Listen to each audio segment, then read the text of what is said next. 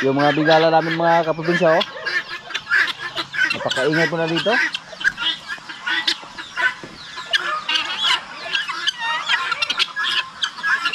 Lalo na pag dumami sila ng gusto dito. Sa ngayon, yung mga bingala natin na nasa labas, nasa 23 heads. Kasama yung medyo maliit pa, yung tatlo.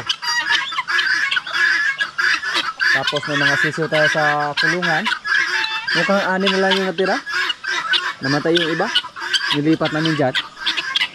Hindi sila hiyang dun sa kabilang kulungan. Kung nabuhay lang sana yung mga sisiw natin dati na 20 heads, napakarami na sana nila. At may mga itlog pa naman na nilimliman. At saka mukhang nagpatuloy pa sila sa pag-itlog doon sa may damuhan. Ingay po sila kahit gabi.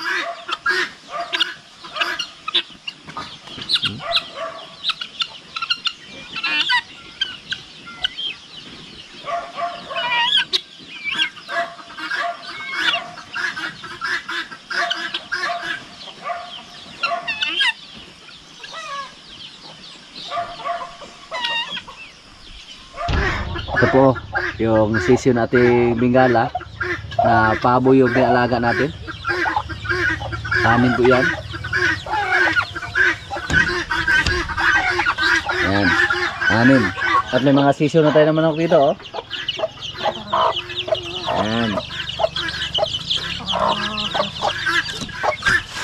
Tapos meron pa dito. Healthy po yung mga sisiw natin.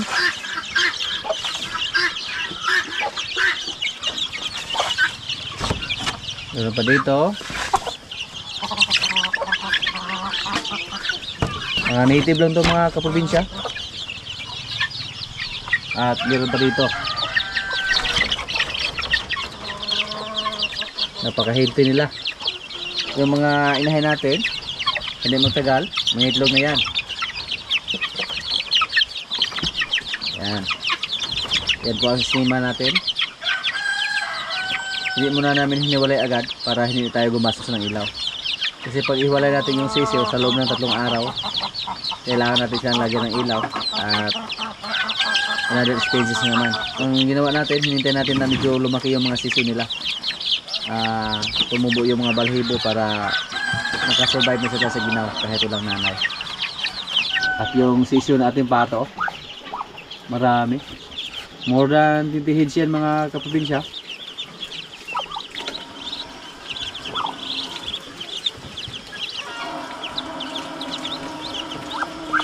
Pag mabuhay yan lahat mga kaprobinsya, pag ihalo natin doon sa kabila sa ating mga pato, napakarami na tingnan. Kaya sa ngayon dadahan kami nagbawas kaila para pang ulam.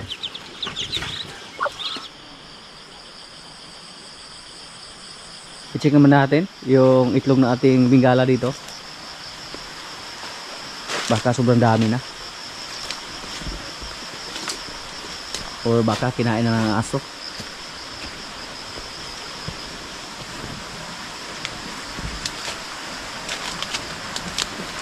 Yan.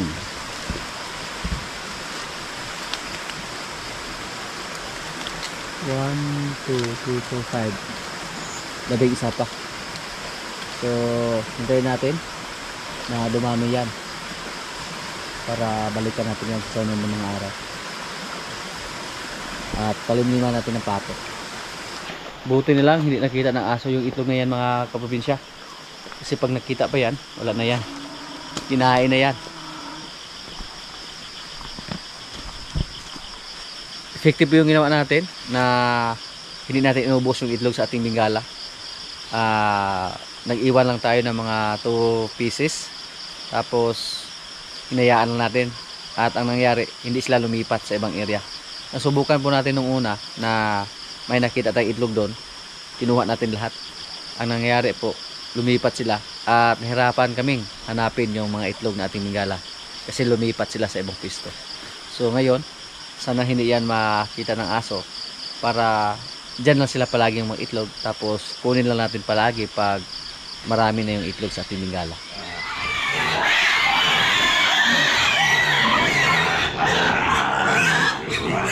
Mga kaprobinsya, oh, yung mga biik natin dito kumain na ng feeds, oh.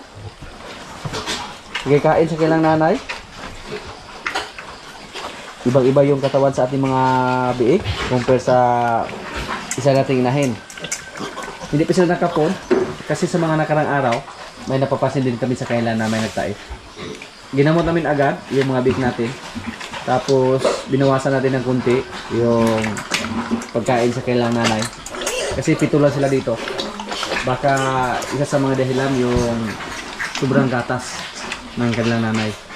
Hindi nila maubos ba yung gatas sa kanilang nanay. At isa yan sa mga dahilan kung bakit magtae yung ating mga biik. Pero ngayon, oh, okay na yung mga biik natin dito. Kumain na. Pero nagkasugat-sugat sila.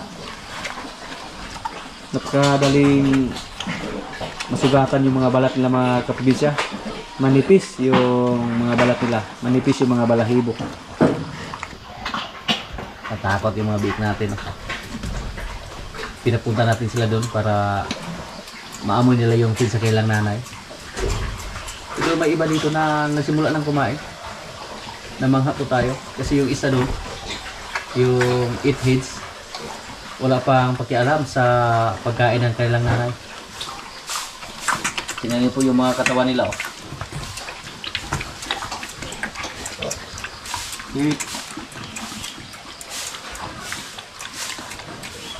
At may mga dot-dot yung kulay nila, kulay itim. Ang mana sa kailang tatay. Nakala namin nung una na pure white or pure puti lang yung mga kulay nila. Pero nung nagkaedad na sila, lumabas na yung kulay sa kailang tatay na German Petrine. Totoo po yung sinasabi sa ating pinagbilhan ng similya, mga kaprobinsya, na makita natin yung kaibahan sa ating mga biik pag nasa 2 linggo. Makikita natin yung kanilang pagka German Petrine ba. Yan, oh, palagi nag-aaway. Kaya nagkasugat-sugat yung katawan nila. Dik, napakaganda sana gawing barako. Pero hindi pwede. Basta dito tayo magkuha ng inahin. Hindi pwede pag dito din tayo magkuha ng barako. Okay.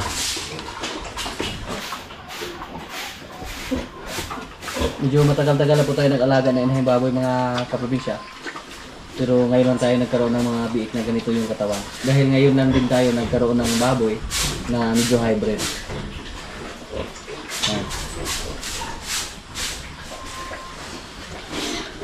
Yan dito. Parang may mga kanal yung likuran nila. Manang-mana sa kailang nanay dati.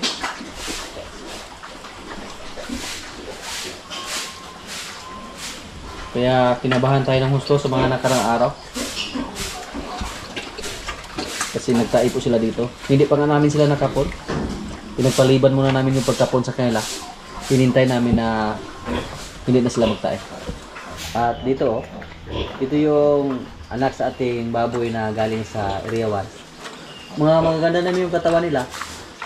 Pero iba na yung hugis sa kanilang katawan. Hindi katulad dun sa ating mga hybrid. At dito po, medyo may nagtae din sa kanila. Pero hindi na grabe. Nagamot na din natin. Ayan. Iba lang yung katawan nila, oh. Pero mga magandang klase din. At magkaedad na sila. Isang araw lang yung pagitan. At kalahati siguro. Kasi gabi po sila ito ng anak. Yung andito. Yung isa dito, mga kaprobinsya, oh. Ito yung pinakahuling pinanganak. Maganda din yung mga katawan nila. Yan. Tapos hybrid din to.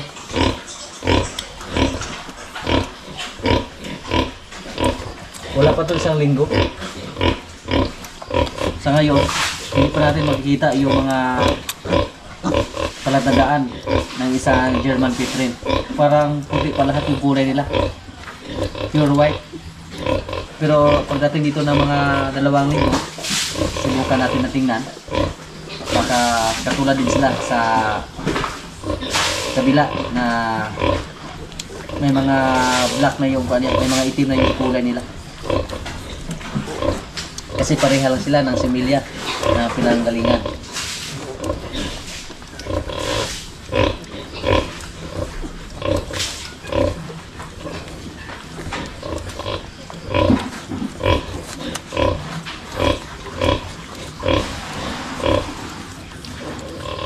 Yan kanilang mga katawan, oh. Ang sarap himas-himasin sa ating mga bait, mga kaprobinsya.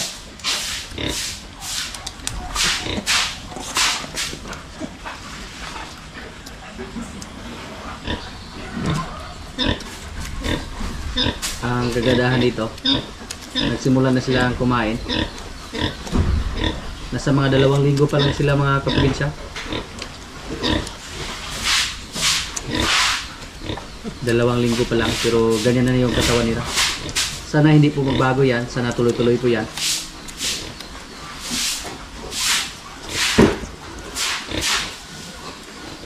Sana hindi sila makaranas ng matinding pagkaiba. Yun lang naman ang kalaban natin pag may mga alaga tayong biik, yung pagtatai sa ating mga alaga.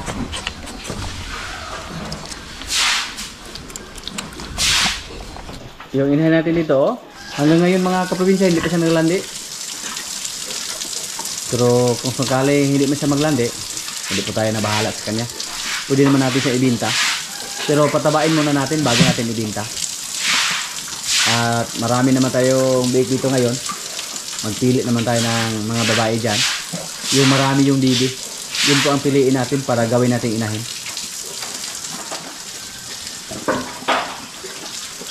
Nasa mga 2 linggo na rin siya mula sa pagwalay natin sa kanyang mga anak. Mga magagandang klase naman yung mga biik niya, pero wala tayong magawa pag hindi siya maglandi, mga kaprobinsya.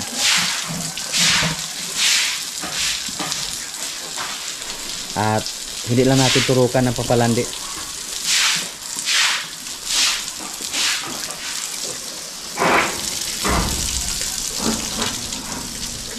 Pagluan natin yung ating inahin para presko yung katawan niya, para kondisyon.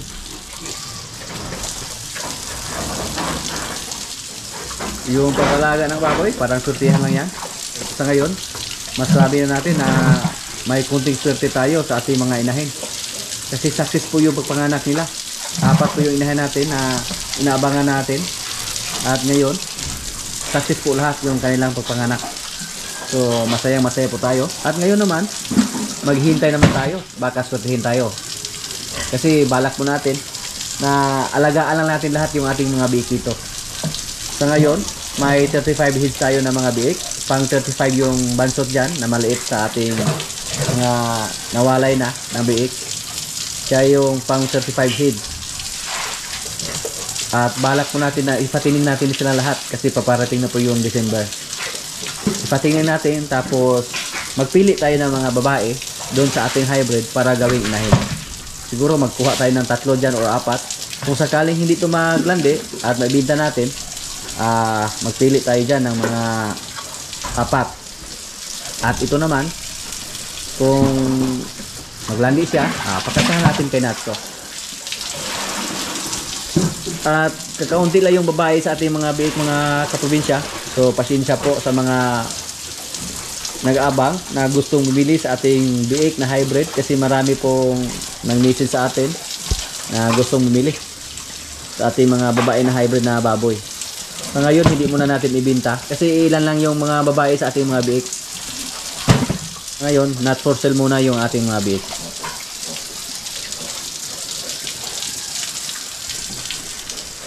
Kung hindi pa paparating ng December, pwede tayo magbinta ng biik. Pero paparating na po ng December, mga kaprobinsya. Samantalahin po natin yung panahon. Kasi yung buwan ng December at saka January, magsitaasan yung presyohan ng baboy. I-try lang natin, baka swertihin tayo. Pero kung sakaling maglandi yung isa natin inahin dyan, malayo pa yung December. Mga anak na yan. So yan na po ang panahon na magbinta tayo. Pwede pang lechon ibinta natin. pwede BX.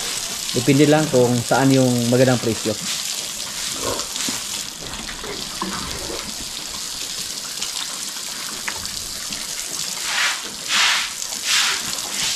So ngayon, dalawang baboy lang muna yung paliguan natin. Yung isa nating inahin at yung barako natin. Hindi muna natin paliguan yung mga may anak. Pag ipatingin natin yung ating mga big mga kaprobinsya, ma-compare natin kung alin sa kanila ang magandang alagaan. Yung hybrid or yung medyo natural lang. Kasi sabay-sabay po sila mga anak, tapos pag alagaan natin sila dito, kuan lang yung pag-alaga natin, pareha lang. At makikita natin kung alin sa kanila ang mabilis lumaki or mas mabigat. Kaya isa rin yan sa mga dahilan kung bakit natin hindi ibenta yung ating mga biik ngayon dito. Kasi gusto po natin mag-eksperimento kung totoo ba yung sinasabi nila na mabilis lumaki yung mga hybrid. Pero ngayon sa tingin ko pa lang, napakaganda yung katawan sa ating mga hybrid. Kahit mukhang magkapareha lang yung laki nila, pero yung purmahan sa kanilang katawan, napakaganda yung hybrid natin. Parang may kanal-kanal lang yung likuran. Natulog na po sila mga kaprobinsya. Oh. Ito yung anak sa ating inahin na galing sa area 1. Yung katawan nila, maganda naman klase, pero pag tingnan natin, may mga balahibo, tapos walang kanal-kanal. Pero yung hybrid natin iba. Kahit mga maliliit pa yan, pero makitaan na natin ang kaibahan.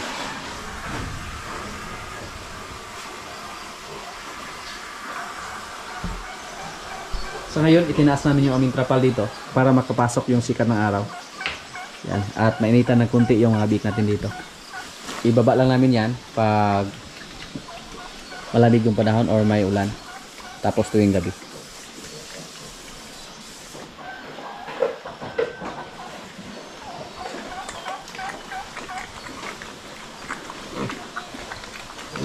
Kung sakaling mawalay natin yung ating mga biik dito mga kaprobinsya, tapos maglandi yung ating inahing baboy dito, balak ulit na kontakin yung pinagbilhan natin ng similya doon sa Bacolod para i-AI pa rin natin sila. Kasi nagustuhan ko po yung similya na binili natin sa kanila. Maganda yung resulta. Si Natso, pang lang siya, pang ragids lang si Natso. Para lang siya sa ating mga inahan dito. Yung inahin nga natin, gusto ko sana siya na EEI, pero sa ngayon hindi muna. Kasi gusto ko na masubukan si Natso. Para pag ayaw niyang kumasta, so bibili tayo ng simila dun sa Bacolod para sa ating inahin na isa dyan. Tapos si Natso, pwede natin ikapon. Tapos pwede natin siya ibinta rin this coming December. At hindi pa naman siya nakakasta, so hindi pa masyadong mura yung presyo ni Natso. Kasi hindi pa siya nakakasta kung sakaling ikapon natin siya. At hindi pa siya masyadong matanda. Update po tayo sa ating mga kalapati dito mga kaprobinsya. Sa mga nakarang video po natin, nagpalipad tayo ng kalapati doon sa malapit lang, doon sa may tubuhan sa pinagkuhaan natin ng napier. At kahapon may nakabalik na isa, yung kay Dodong. At ngayon naman may isa na naman na nadagdag. So dalawa na yung nakabalik dito. Umamanig na sa campus akong idool. Last yuta. Yung isa kay Dodong at yung isa kay Jumbo. So 5 na lang yung hindi pa nakauwi. Malapit lang yung area mga kaprobinsya kung saan natin sila pinakawalan. So yung 5 nasaan pa kaya? Dalawa pa yung nakabalik dito, dalawa pa yung nakauwi. Ini kalapati. Yan. Hindi pa to alam ni Jumbord na nakauwi na yung kalapati niya. So ang gagawin naman din natin sa sunod, kasi nakauwi po yung dalawa at napakadali lang nakauwi kasi malapit lang. Yung isa nga nang dumating kami dito, una siya nakauwi dito sa amin. Siya yung pinakauna, yung kay Dodong. Ang gagawin natin sa sunod, papalayo naman tayo. Pwede natin isama yung isa na nakabalik na galing sa area 1. Palayo na papalayo ito yung gagawin natin. Layo sa nakabalik dong oh. Duha na nakabalik. 7. So may 5 pa. May 5 pa tayo na hihintayin. Sana makabalik lang sila. Bukas subukan natin, baka may madagdag naman. Yung mga alaga nating baka dito mga kaprobinsya, oh, kahit tubo lang yung pinakain namin, dahon ng tubo, pero busog naman sila palagi. Si Bitas, si Kungkong. So una po natin mga video, pinalabas po natin si Dondol. At napapansin namin na mukhang magkapareha lang yung laki nila ni Dondol at ni Bitas. Pero mas solid yung katawan ni Bitas. At si Kungkong naman, makapal din yung kanyang katawan. Kahit hindi ganun kataas yung tindig niya compare kay Bitas, pero makapal naman yung katawan niya. At si Pugi dito, mahilig silang kumain sa mga tubo na matatamis. Yung katulad dito, oh. Ito yung gusto nilang kainin kahit medyo matigas to, kasi matatamis to. Mas ayaw pa nilang kainin yung mga dahon, no? Tingnan niyo po, yan. Ito yung paborito ni Pugi. Pugi, yung sungay. Nain niya agad yung bigay natin. Gusto niya yan kasi matamis.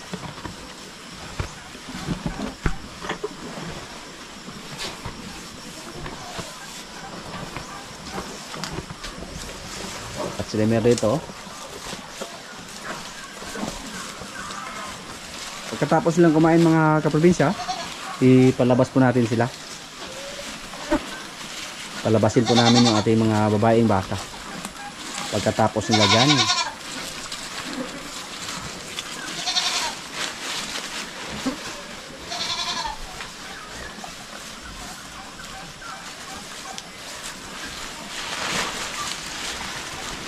si Limer hindi pa masyadong lumabas yung ari niya, hindi pa siya nakakasta.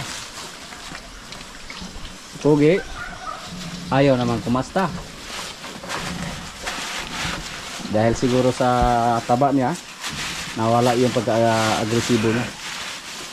Pero wala na po tayong balak na papayatin si Pugi para kumusta lang. Pag may maglandi dito tapos ayaw ni Pugi, si Limer, si Bitas yung pakasahin natin.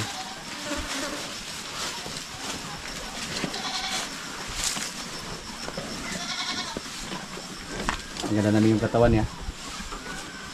Pero gusto ko sana yung baka na kulay puti. Pero si Kungkong lang, hindi lang mataas yung kanyang tindig. Kung pareha lang sana siya kay Bitas, siya sana yung gamitin natin. Upgraded lang si mga kaprobinsya, si Kungkong. Si Bitas din upgraded lang yan, pero mukhang mataas yung porsyento niya sa pagka-hybrid compare sa native kasi matangkad. Bilog na bilog yung kanila, oh. Sampot ni Kungkong. Si Bitas,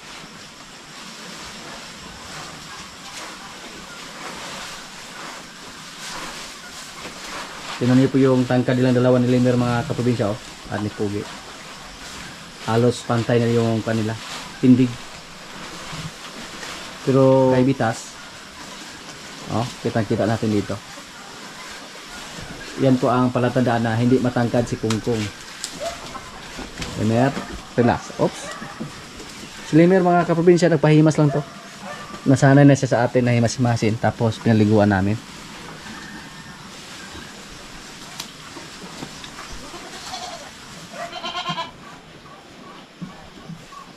Yung mga babae natin, hindi pa sila naglandi.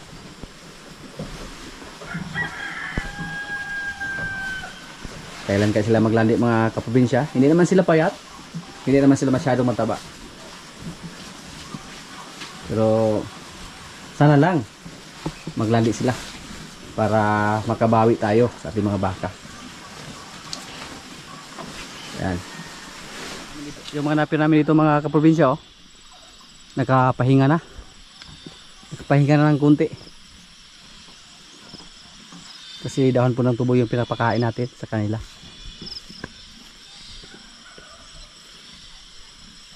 Kung hindi pa nag-harvest ng tubo yung mga taga rito sa amin, mukhang mapilitan kami na harbisin yung mga napir namin dito.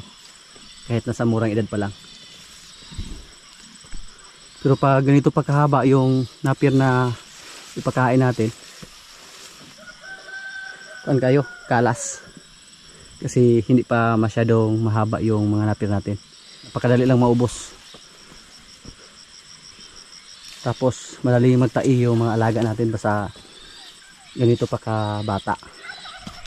Ganito pa kalinghod yung mga napir na kainin nila. Mga ilang buwan pa lang to. So kailangan yung napir bago harbisin, umabot sila ng mga 80 days or 90 days.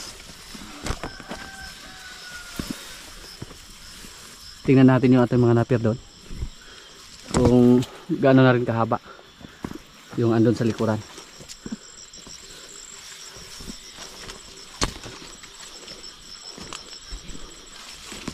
Basta palagi may ulan mga kaprobinsya, napakabilis lang lumaki yung mga napir natin. Yan po, green na green yung kulay sa ating mga tanim dito.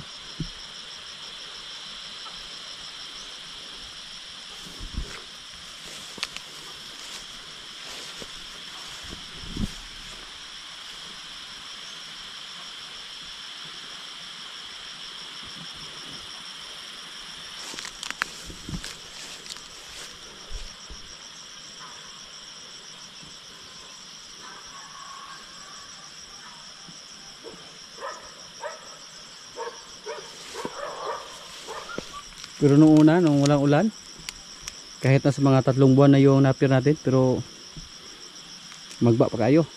Ngayon mula sa pag-harvest namin nasa mga 1 buwan pa yan.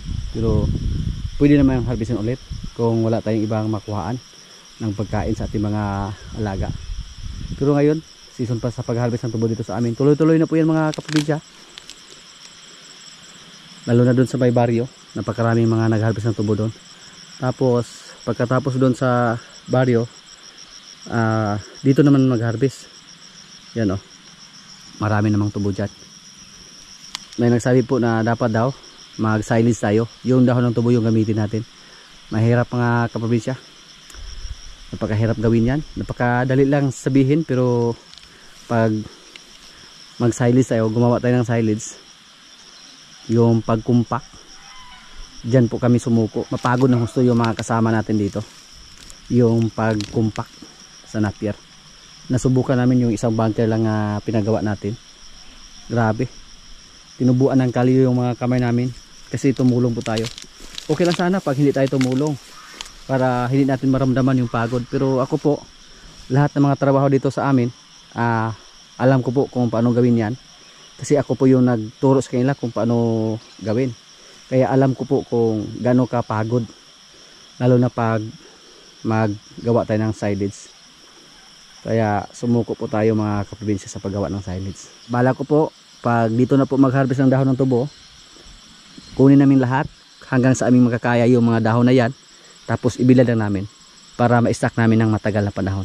At nasubukan na po natin dati na nakasurvive tayo sa mataas na El Nino. Nakasurvive tayo sa ating mga alaga. Kasi yung pinapakain natin, yung mga dahon ng tubo, ibilad lang natin, patuyuin, para ma-stack natin sa matagal na panahon. Hindi naman pwede i-stack yung dahon ng tubo pag hindi patuyuin. Mabulok yan, malata. Disclaimer lang po, yung sinasabi ko po sa akin lang yan. So, depende lang po kung saan kayo komportable. Mga kaprobinsya, kaya na po. Ito yung ulam namin gulay. May adobong rabbit, may isda, may kanin. Lord, maraming salamat sa pagkain. So, kain na. Mala na ba isa yan dodong dahil pwede na ba yung gamiton po. Dong! Noy. Paborito ng rabbit dong sa? Ay, Ayan. Paborito ba? Magpato na. Ito kami dito dong para magka-tutulog na. Correct. Gwadya ni mo dong tigulungit pag kukulang mo. Sama kalante ka tubig. Diyan lang. Kulitong grupo oh.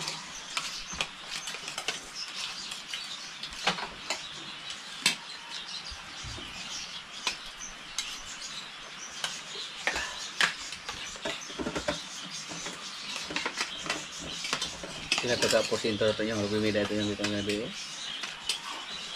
Ito ito. Si Dodo. Mayroon na. Bakit ito? Kita apa kalabaw. Hindi, huwag yan. Palubawan natin.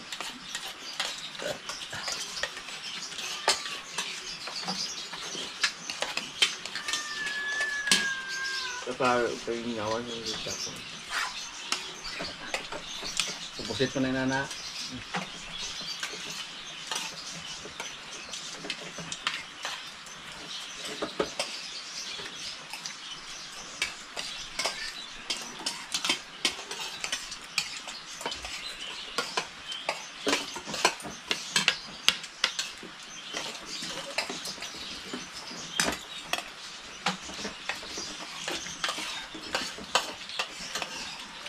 Si King Kim oh.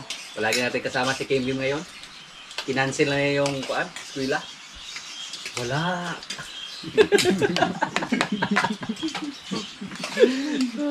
Wala.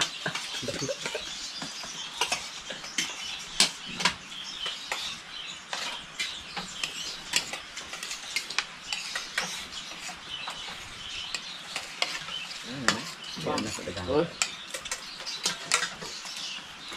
Pagpin pa no. Ah? Akong kumukuha. Ay, so may ako trabaho dire. Sa Manila. Sige lang. Utang na masa. Unang kalabasa.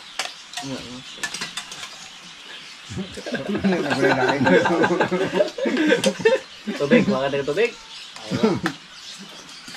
Dito ko ngayon yung Hindi na namin ng kape. Ako sama nung nanggatas mo. Gatas yung kunoy kay ay, tidak di blur. Bukan tidak. Umang kan ngono. Mati ko na ito. Undong. Ay, kan undong, usan. Ang nga. Kalabasa. Kalabasa kali. Ano kalabasa? Dali ng kalabasa. Oh. Tulok sa ako yung budget ni Dodong ng kalabasa. Arang malabo kaya ako kung tingin. Pero naman ko na hapit kasungay sa kalabaw gapo. Naagay. Ikaw na. Kaya uyab kay sa una. Sa una man sa una. Oh. Gidugo ko na kita niya kay di ka ako tanaw niya. Ito sa mga trabaho. Hindi niya kayang tumingin kay Dodo. Si isa Pagdalaga niya. nakayuko lang siya, nakayuko. Dungo-dungo na nga. Doon naman yan yung karabaw. May dag siya tong dool kayo. Pag ana ba Dali. sumutay sila gyud. Puratan mo siya do. Itik-tik lang yan, guys. Ano siya? Tikboy ka, guys.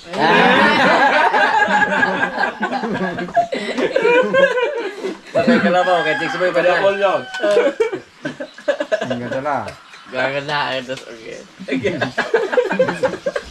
Tisoy. Tisoy. Tik-tik niya. Tisoy. Tikboy ka. Sorry.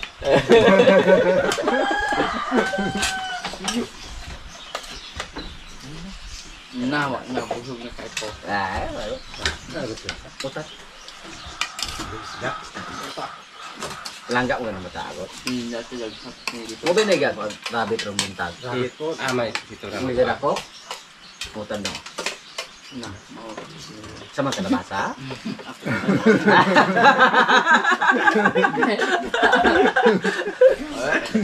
Ganun ko na batang ka. Adi mo baliban? Dodo tagay ba? Di baliban, di ba mo baliban na? Baliban na. Baliban na. Hindi ko boleh betul kami.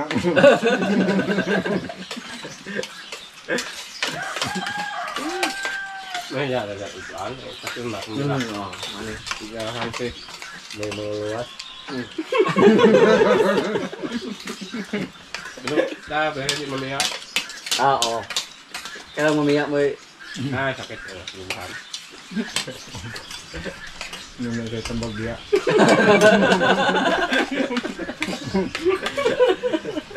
Kaya mo siya. Tubig daw, tubig. Ara. Ano? Dong! No. Ah. Ready mi do. Burod di daw tayo tao ko. Kaya. Dok na yan na. Kaya ko lang yan. Anak yung hibalaan. Wala na pagarga po.